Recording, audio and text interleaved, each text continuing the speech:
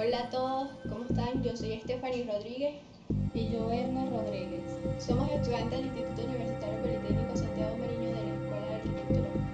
Y les vamos a presentar un documental sobre la arquitectura inca.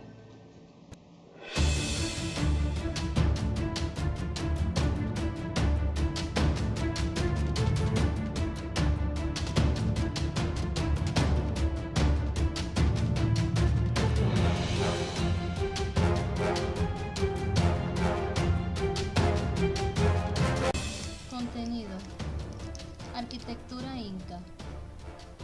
Características de la arquitectura inca. Material utilizado en las construcciones incas. Técnicas utilizadas en las construcciones. Mano de obra utilizada en las construcciones. Transporte utilizado en las construcciones. Formas arquitectónicas incas. Tipos de construcciones y la construcción de Machu Picchu.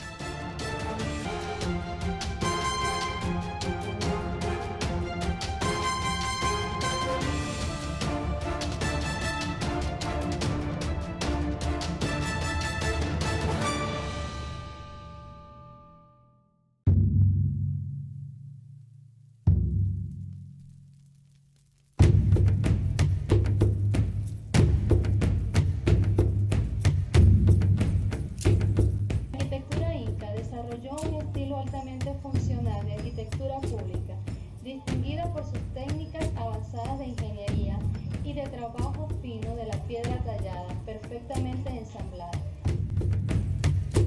Se usó bloques macizos poligonales ensamblados entre sí para las enormes construcciones de grandes monumentos.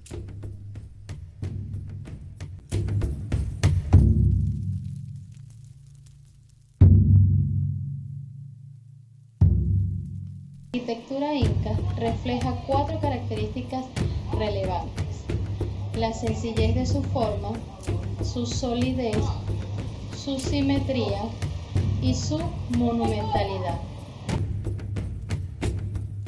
Sin muchos adornos y decoraciones complicados, con el uso de piedra como elemento principal, solo era necesario mantener en pie la construcción. La construcción de los muros con piedras talladas se unía con una admirable precisión, sin emplear ningún elemento de unión, que logró dar ese carácter de solidez de la edificación a través del tiempo. El uso del material disponible, como lo fue la piedra, y por las dimensiones de su mayoría, le dieron ese carácter monumental a las construcciones.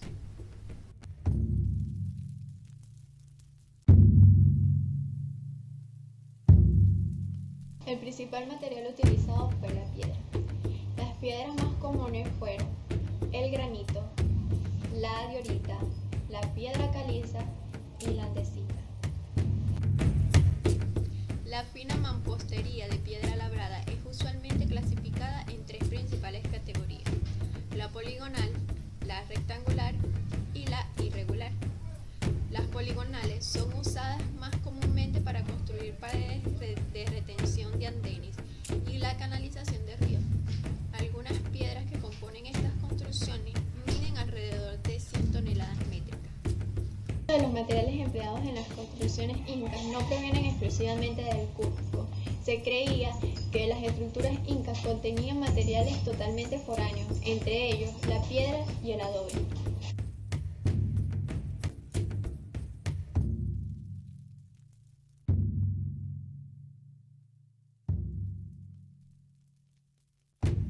El método básico utilizado para cortar la roca fue crear un cuello en el bloque y luego causar una fractura utilizando la fuerza. Es seguro que conocían la plomada y quizás instrumentos de ingeniería para determinar niveles, medir ángulos y distancias. La técnica utilizada por los incas era un martilleo directo sobre las rocas grandes, utilizando una herramienta más grande, escarbando fácilmente. Utilizaban herramientas más chicas y duras para darle un acabado fino a la mampostería o a las piedras.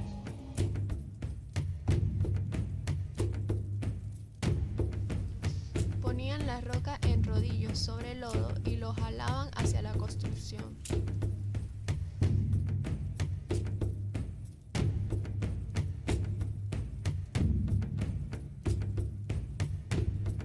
El siguiente paso fue colocar la roca en su lugar e igualar a la del lado. Hicieron una hendidura y colocaron una cuña que luego fue retirada para que las rocas encajen perfectamente. Las piedras se asentaban una tras otra, en fila sobre fila, sin que se produjera mayor reajuste en su colocación. En otros casos se dejaban puntos osados en las rocas y colocaban vigas para poder levantarlas. Una vez en su lugar, se golpeaban esos puntos para darle.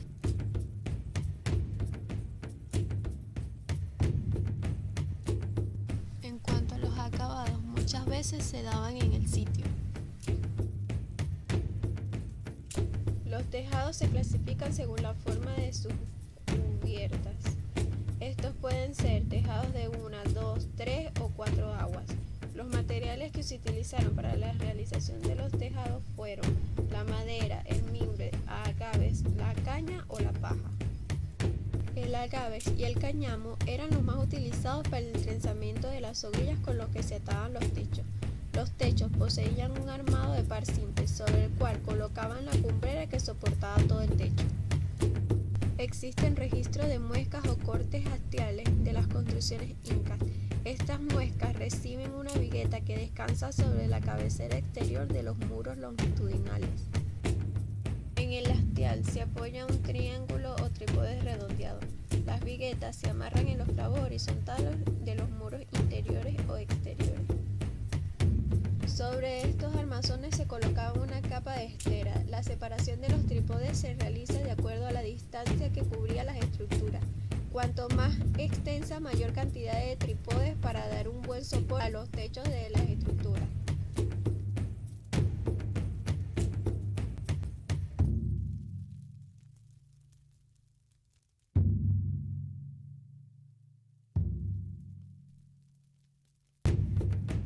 La principal mano de obra era la población reclutada forzosamente. El arquitecto principal era el Estado, quien designaba a los encargados de seguir la forma de la construcción.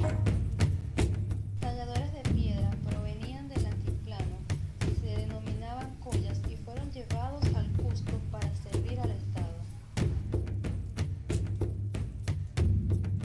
Los picapiedreros se alternaban ininterrumpidamente en machacar las piedras con otras más duras, las pulverizaban, logrando un gran trabajo en un tiempo corto.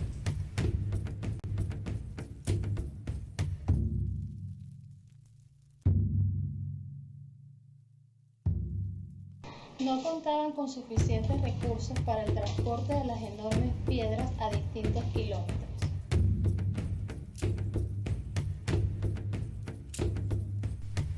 También hacían cuerdas de fibras tan fuertes como desearan, sujetaban la mole y tiraban de los cables deslizándola por terrenos humedecidos. Las arrastraban sobre rodillos de madera hasta el sitio donde las utilizarían. La colocación de estas piedras lo hacían a través de rampas que luego demolían.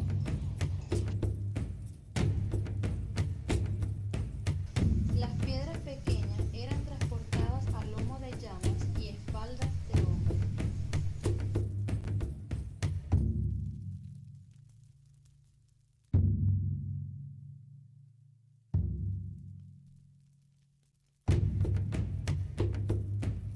La cancha era una unidad de construcción arquitectónica más común. Consistía en un cerco rectangular que albergaba 3 o más estructuras rectangulares dispuestas simétricamente alrededor de un patio central. Constituyeron la parte central de la ciudad del Cusco, incluyendo el Templo del Sol y los palacios de los incas. Los más preservados ejemplos de la cancha se encuentran en Ollantaytambo, un asentamiento inca ubicado en el margen del río Urubamba.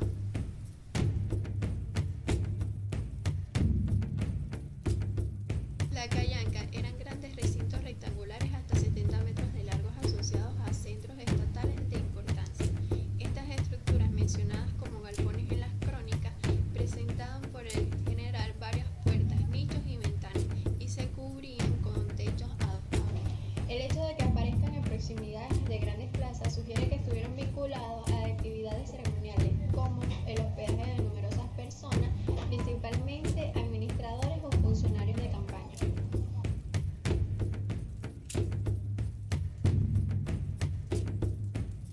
estructuras piramidales truncas y escalonadas, configuradas a partir de una superposición de varias plataformas rectangulares.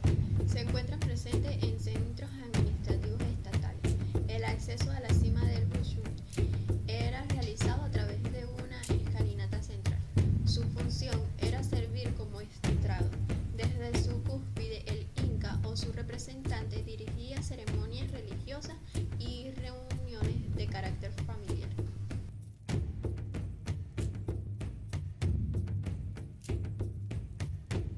Eran posadas construidas a lo largo de caminos principales del Tahuantinsuyo, llamados mesones o ventas por los cronistas. Eran distantes y tenían entre 20 a 30 kilómetros entre sí. Eran edificaciones sencillas de uno o varios ambientes, las cuales eran ocupadas por los viajeros como lugares de reposo y enmiendas de gobernadores. Contenían espacios para almacenamiento de los suministros necesarios para el sostenimiento de las caminantes. De este modo, en épocas de penuria climática o desastres naturales, los tambos alimentaban y proveían de algunos materiales para las poblaciones de las aldeas más cercanas a su recinto.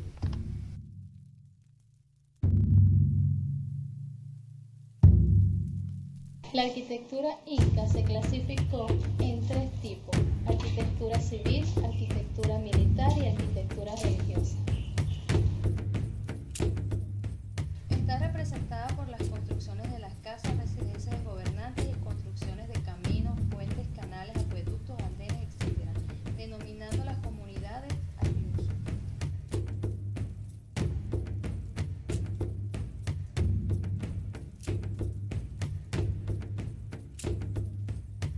Construidas para la defensa de los territorios incaicos, sirviendo como refugio y lugares de contraataque, representadas por enormes fortalezas, ciudades fortificadas como la fortaleza de Sacsayhuamán, la de Ollantaytambo, la ciudad fortificada de Machu Picchu, Pisac, etc.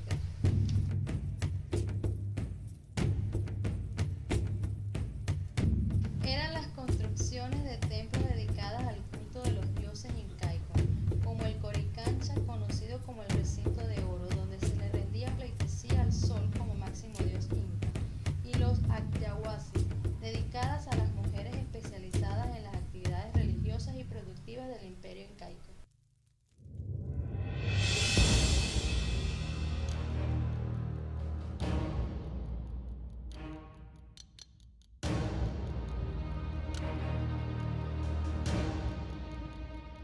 Machu Picchu fue construida aproximadamente en los siglos XV, que años más tarde fue descubierta por Hiram Bingham en 1911, pero que se cree que muchos de los pobladores de las ciudades cercanas ya conocían de su existencia, pero no le dieron gran importancia. Machu Picchu es una ciudad dominada por templos y santuarios. El Templo de las Tres Ventanas, el Grupo del Cóndor, nombrado así por su piso tallado y sus alas de piedra. El Templo del Sol, construido sobre una roca que alumbra en el solsticio. Y en su punto más alto, un pilar de piedra conocido como el Intihuatana. Es probable que uno de sus reyes fuera quien construyó Machu Picchu. Por la calidad de su mampostería se cree que fue una ciudad real. Habría tomado por lo menos 50 años su construcción. Pero el imperio inca solo duró 100 años. Muchos investigadores se centran solo en sus primeros reyes. Existió un rey dinámico que gobernó el imperio inca, Yupanqui, mejor conocido como Pachacuti. Su nombre significa aquel que rehace el mundo. Fue él quien empezó la expansión del imperio inca.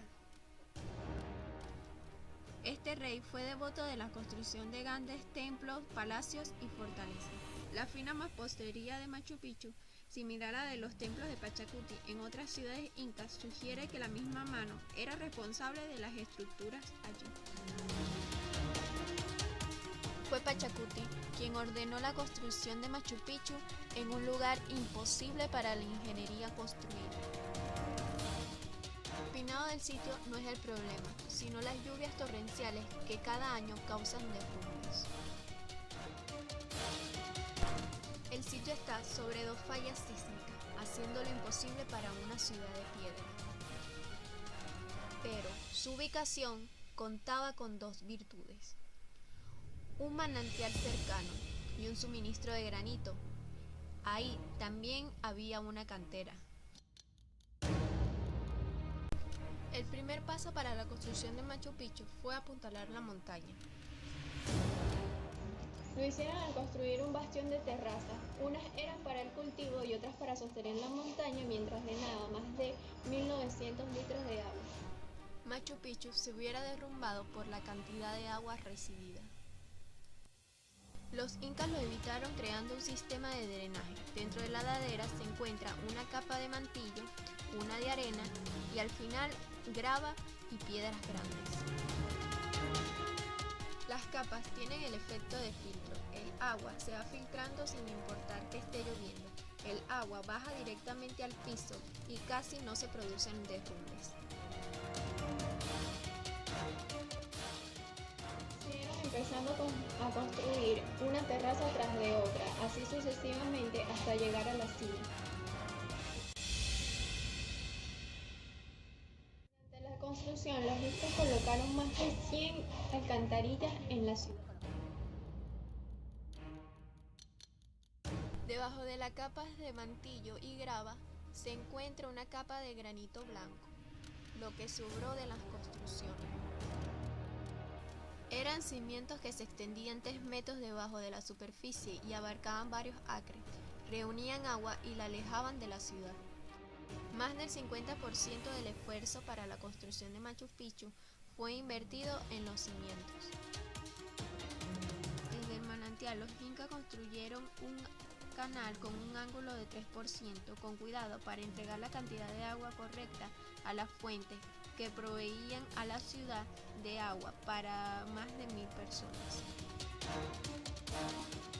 Para la construcción de los muros de Machu Picchu no solo se utilizaron las piedras extraídas de las canteras del sitio. Las canteras más importantes son Sacsayhuama para la extracción de calizas y dioritas, Rumicolca para las andesitas, Yacay para las calizas y Cachicata para el granito. Dado por el mandato real, Machu Picchu era un tributo a la arquitectura y a la artesanía inca. Sus cimientos de terraza lo apoyaban por abajo y sus paredes de granito siguen intactos a través de los años gracias a sus diseños de detalle. Machu Picchu era símbolo del poder inca, una gran presunción del rey Pachacuti, no solo a su habilidad de la ingeniería, sino a su vínculo con los manantiales y lugares sagrados. Luego de la muerte del rey se descuidó todo el trabajo realizado. Los habitantes abandonaron Machu Picchu y por esta razón nunca pudo ser encontrada por los españoles. Gracias a ello, Machu Picchu se pudo conservar intacta.